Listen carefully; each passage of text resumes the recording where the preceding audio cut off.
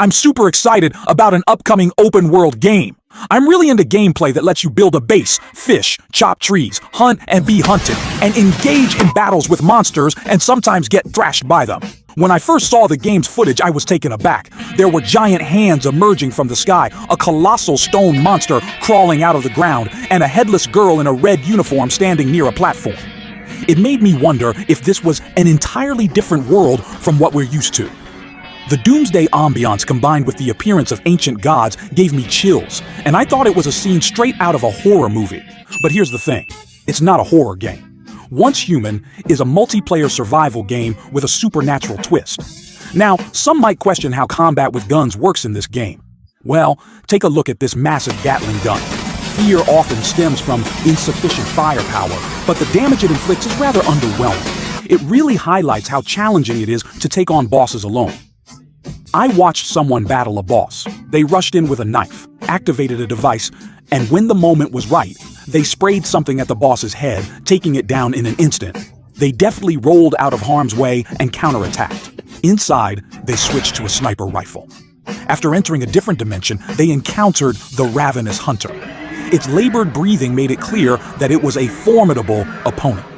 To defeat this boss, you first have to target specific parts. Once you done knock off the Gatling gun, you can pick it up and use it. Then, the boss sprouts an RPG. Soloing this boss is no easy feat. You need to hit those weak points, wait for the boss to change its attack pattern, and keep attacking.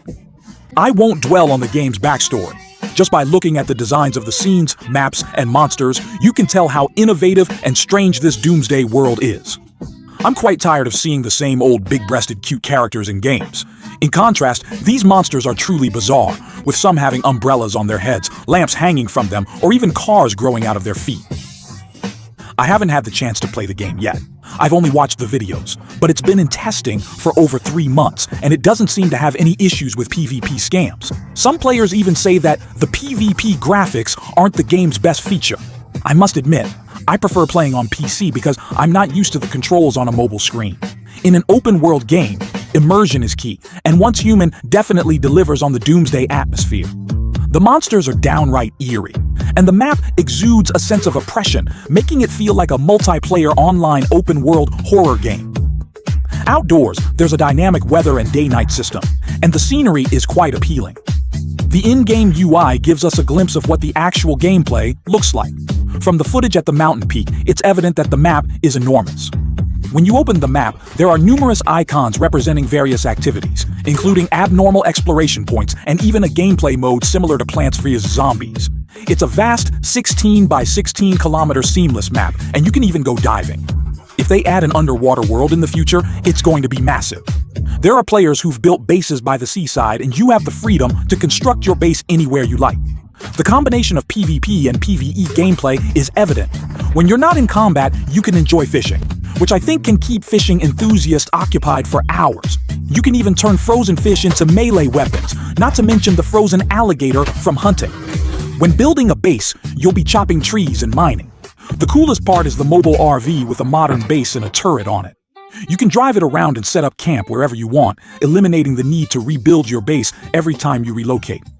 I'm curious about how large you can make your base, as there are numerous categories in the base building system and some slots are still locked, presumably waiting for players to unlock them.